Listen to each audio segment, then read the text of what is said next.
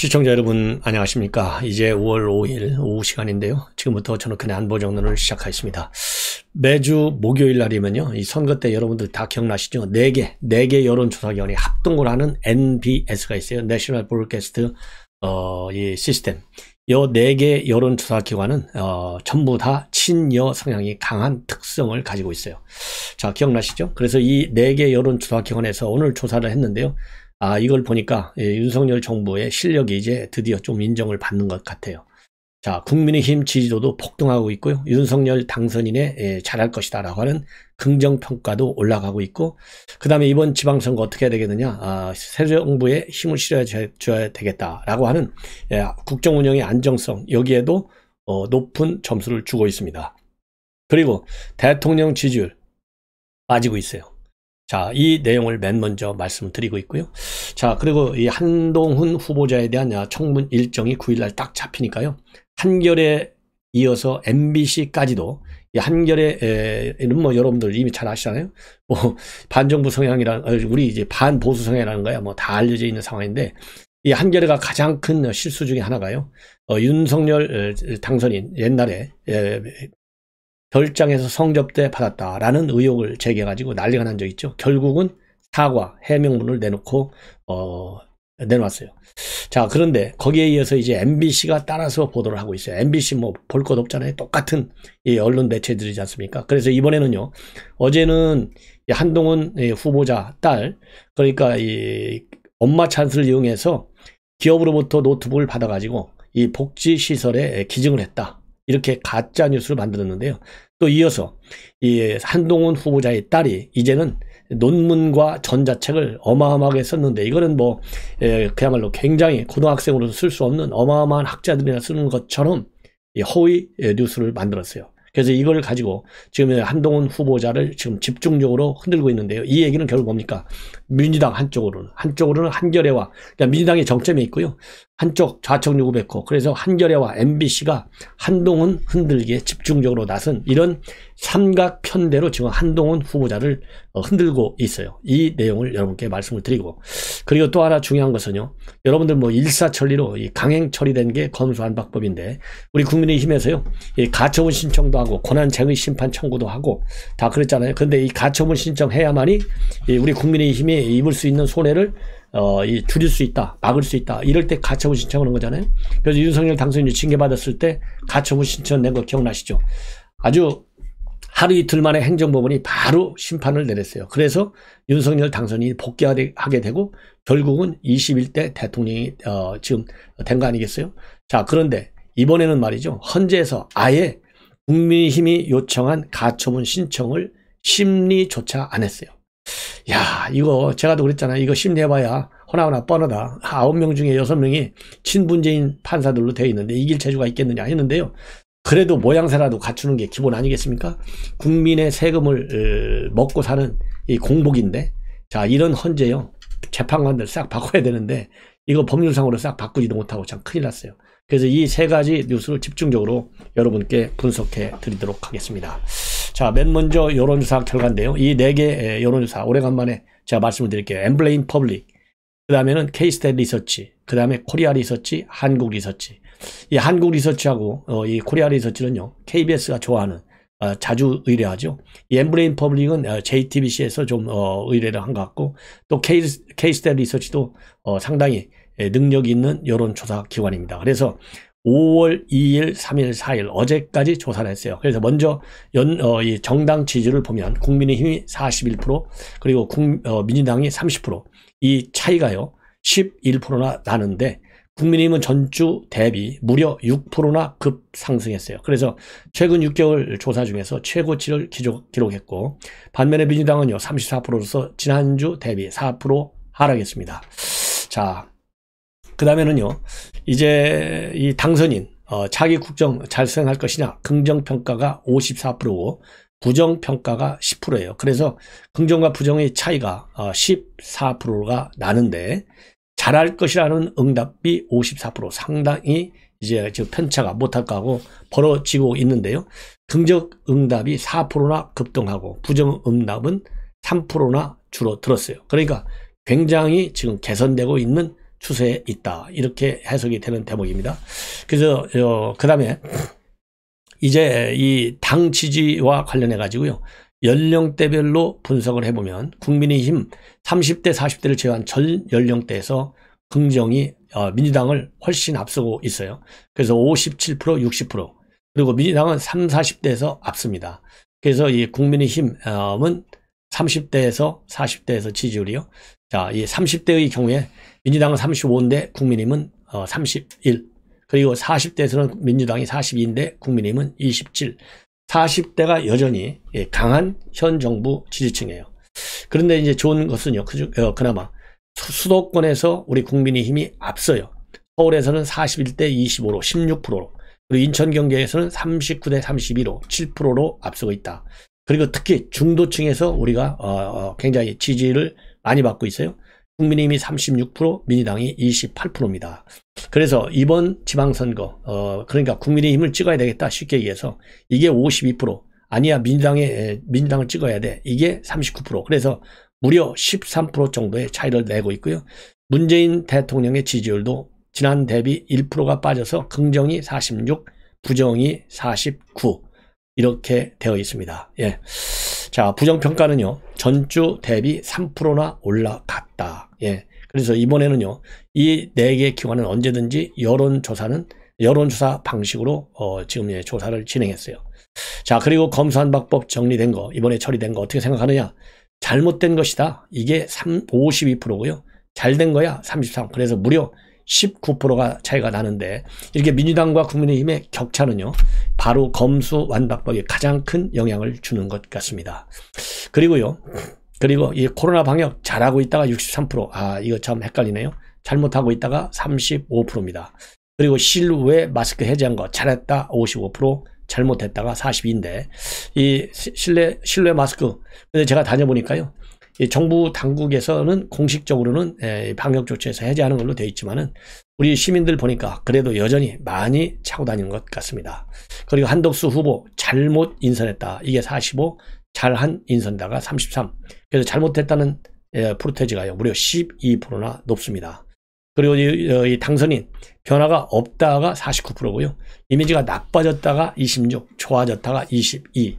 그래서 지난 4월 4번째 주하고 비슷한데 이 변화가 없다는 것보다는요. 좋아졌다라고 하는 이 비율이 22%에 불과한데 이거를 좀 압도적으로 높이는 작업을 이제 뭐 당선인이 아니죠. 뭐 5월 10일부터 대통령이니까 이 홍보 파트에서 집중적인 연구가 필요한 대목이다. 이렇게 생각이 듭니다.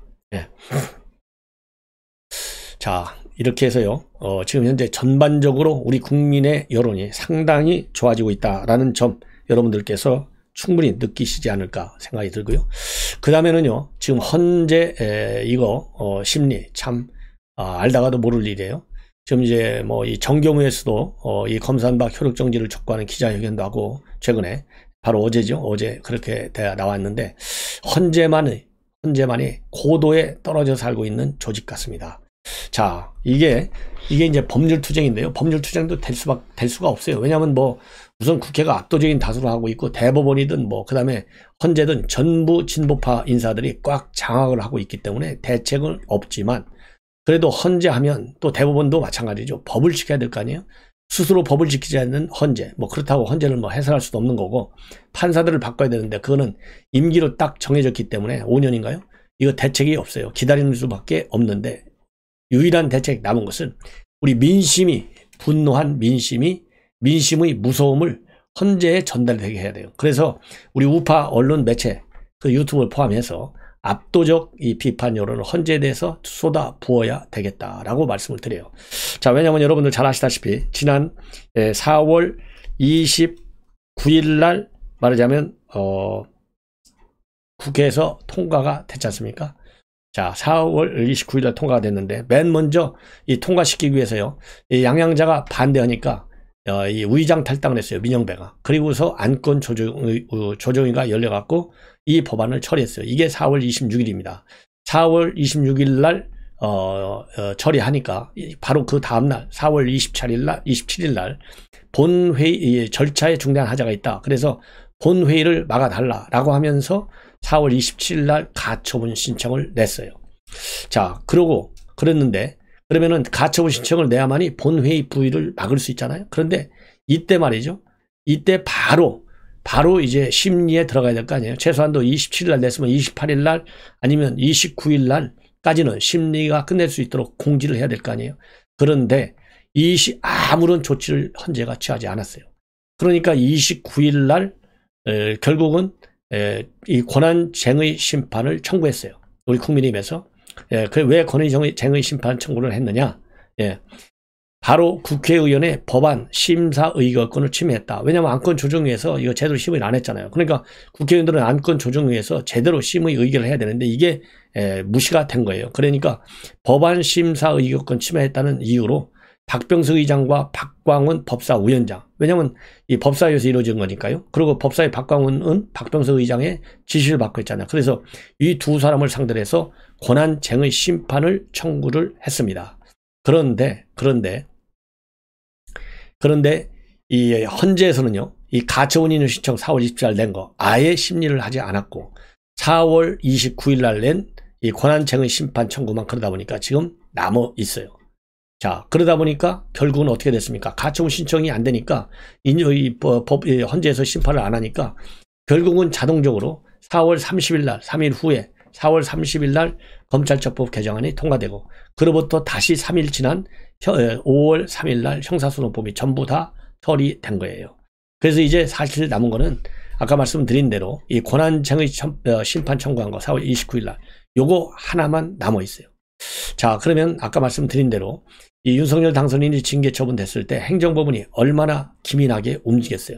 그거하고 비교해 보면, 왜냐하면 행정법원은 개개인의 판사들이 심리를 하는데, 물론 이 헌재는 말이죠. 헌재 이 소장, 이게 누굽니까? 전부 다 문재인의 직계 계열이잖아요. 이념 성향으로 보면. 그러니까 아예 심리를 안 하는 거예요. 자, 그래서 지금 이 법조계에서는 이거 가처분 심리할 시간 충분했다. 그런데도 헌재가 정치적 부담 때문에 심리를 안 한 것이다. 이렇게 비판이 되고 있는데, 참고적으로 말이죠. 2019년도 패스트트랙 법안 처리 과정에서는 오신환 당시 법사위원회에서 교체당한 오신환 의원이 사보임 효력을 정지해달라 이렇게 가처분 신청했는데 그때도 심리를 하지 않았어요. 판단하지 않았고, 대신에 공수처법 설치는요, 그대로 그래서 국회를 통과하게 됐습니다. 자, 이런 걸 보면 이 헌재의 필요성이 지금 공수처 필요성 없다 이렇게 되는데요. 이거 헌재 필요성 없는 거 아니에요? 참 큰일 났다라는 생각을 하지 않을 수가 없고, 이런 비판적 보도에 대해서요, 지금 헌재 측에서는 뭐라고 핑계를 대고 있느냐? 안건을 상정하는 거, 이거는 국회가 알아서 하는 거야. 자율적인 영역이야. 여기에는 헌재가 신속하게 가처분을 내리는 게 맞지 않아. 이런 판단을 하고 있다는 거예요. 이게 정치재판소지. 그러면 왜 헌법재판소라고 하는지 도대체가 알아먹을 수가 없다. 이렇게 판단이 되는 대목입니다.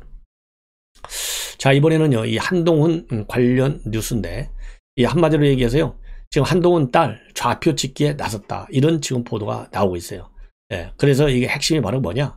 이미 여러분들 아시다시피, 지금 이제 기부 문제와 관련해서 노트북 50개, 이 복지시설에 모 기업의 중고 노트북 폐기 처분하지 않고 그거를 복지시설에 주는 거를 한동훈 후보자의 딸 이름으로 기증했다. 그래서 허위사실을 유포해가지고요, 한겨레신문 기자 3명 플러스 보도 책임자 고소 조치를 어제 바로 했어요. 그런데 이제 한겨레신문이요, 오늘 또 이제 뭘 했냐면 한동훈 딸 2달간에 거쳐서 논문 5개, 전자책 4개를 썼다. 이러한 이 왜곡 기사를 냈어요. 그래서 지금 이 기사와 관련 딱 내니까 기다렸다는 듯이 김남국 의원 오늘 라디오에 출연해서 난리를 치고 있고요. 이걸 이제 또 펴뜨리고 있는 것이죠. 또 이제 송영길, MBC 이런 데서 또 이거를 받아서 계속 확산 보도를 시키고 있어서 한동훈 후보자 측에서는 이것도 법적으로 대응하겠다라는 입장을 밝히고 있습니다. 그래서 이제 허위 수상 및 논문 문제예요. 쉽게 얘기하면 한겨레 신문의 이 보도 내용을 보면 이렇게 돼 있어요. 핵심은 한동훈 딸이 2달간에 걸쳐서 논문 5개하고 전작책 4개를 썼는데 사실과 다른 왜곡 과장 보도다. 그래서 장기간에 걸쳐서 직접 작성한 고등학생 수준의 글들을 2달간에 걸쳐서 논문 5개, 전자책 4권을 썼다. 이렇게 주장을 해서 마치 고등학생이 할 수 없는 불가능한 것을 한 것처럼 표현한 거, 의도적인 프레임 씌우기용 왜곡 과장이다. 허위 사실이다. 이렇게 지금 반박을 하고 나섰습니다. 그래서 이러한 한겨레 신문의 보도가 나오니까요. 맨 먼저 좋아할 사람이 누구예요? 조국.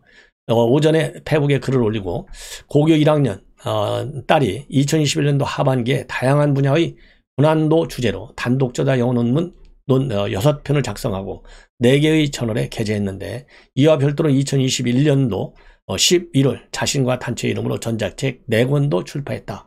그러면서요. 조만간 천재소녀 찬양 기사가 나올 것이다. 이렇게 비꼬는 조롱하는 이런 글을 조국이 올렸어요. 조국은 어제도 말이죠. 이 한겨레 신문에서 이 기증 엄마 찬스 딱 나오니까 한겨레가 보도한 만평까지도 그대로 페북에 올렸다가 이게 사실이 아니다. 법적 조치하겠다. 그러니까 무서워가지고요. 바로 삭제했어요. 자, 그러면 이제 오늘 이 논문 그리고 전자책 이 페북에 올린 글 삭제 여부 한번 지켜보겠습니다. 그리고 김남국 의원도 오늘 라디오에 나와가지고요.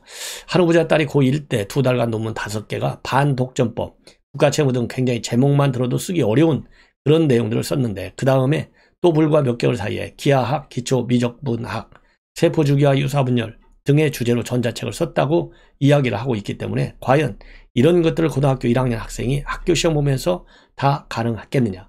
결국에는 또 이것을 허위로 입시 컨설팅이나 이런 것들 부모의 도움을 받아서 허위로 한 것 아닌가라는 의혹을 가질 수밖에 없다. 이렇게 지금 비판적 입장문을 내놓고 있습니다. 예. 자, 그래서요. 여기에 대해서 이제 한 후보자 측의 반박 입장문을 또 여러분께 소개해 드리겠습니다. 기사에서 논문이라고 허위 과장해서 언급한 글들은 그러니까요. 논문이 아니고 그냥 아티클에 불과하다는 거예요. 2019년, 2020년, 2021년 3년에 걸쳐서 학교 리서치 과제, 고교 대상 에세이 대회를 통해서 작성한 에세이, 보고서, 리뷰 페이퍼를 모아서 2021년도 11월께 한꺼번에 오픈 액세스 저널이 요구하는 형식에 맞게 각주도 달고 폰트도 정리해서 업로드한 것일 뿐이다. 대략 4-5페이지 분량이고 해당 오픈 액세스 저널은 간단한 투고 절차만 거치면 바로 기고가 완료되는 것이다. 이렇게 지금 반박을 했습니다. 그래서요. 후보자 딸이 재학 중 장기간 작성해온 글을 전자문서하기 위하여 업로드한 것에 불과할 뿐인데 석박사 이상만이 작성할 수 있는 것으로 연상되는 논문이라는 표현으로 칭한 거, 이거는 전형적 왜곡 과장이다. 모두 공개된 내용이니 어떤 글인지 보시면 알 것이고 학계에 계신 분들은 쉽게 이해할 것이다. 이렇게 반박 입장문을 내놨습니다. 그리고요, 또 전자책이라고 하는 거, 영어로 된 영어 전자책, 이 부분에 대해서 이 한동훈 후보자 측은요, 후보자 딸이 영어로 진행하는 학습 봉사활동에 사용하기 위해서 2019년부터 21년 사이에 직접 작성한 10페이지에서 30페이지짜리 강의안 그림을 포함한 분량인데요. 강의안에 불과하다. 영어 수학 문제 모음, 중고등학교 수준 과학 이론 그림책 등을 아마존의 디지털 자가 출판 사이트에 툴을 이용해서 한꺼번에 업로드한 것이다. 출판사와 무관하게 누구나 쉽게 할 수 있는 것인데 한겨레는 마치 출판사를 통해 정식으로 책을 출판한 것처럼 오해되도록 보도했다. 이렇게 지금 반박문을 내놨습니다. 그리고요, 또 지금 이제 서울시장상, 인천시장상을 받았다. 이렇게 이 MBC가 보도하고 있어요. 근데 관련 내용이 없다. 이게 이렇게 지금 MBC에서 지금 보도하고 있는데 이와 관련해서요. 최강욱 의원이 말하자면 서울시하고 인천시에 물어봤더니 서울시하고 인천시에서는 이런 상을 준 적이 없다. 이렇게 해서 또 최강욱 의원이 그 내용을 그대로 수상 기록이 없다. 미국의 한 온라인 매체가 그러니까요. 한동훈 후보자 딸이 교육봉사활동을 한 내용을 소개하면서 서울시장상과 인천시장상 수상 이력을 언급했는데 최강욱 의원실에서 조사해보니까 해당 지자체에서는 상을 준 기록이 없다고 한다. 이런 내용을 MBC도 보도하고요. 최강욱 의원도 그렇게 주장을 했어요. 자, 그러니까 또 송영길이도 마찬가지입니다. 이거를 올리면서 사실이라면 지옥문이 열리게 될 것이다 했는데 서울시에서는요. 이게 자기네 이제 기록관리 실수로 인해서 시스템상에 수상한 사람들이 누락이 됐어요.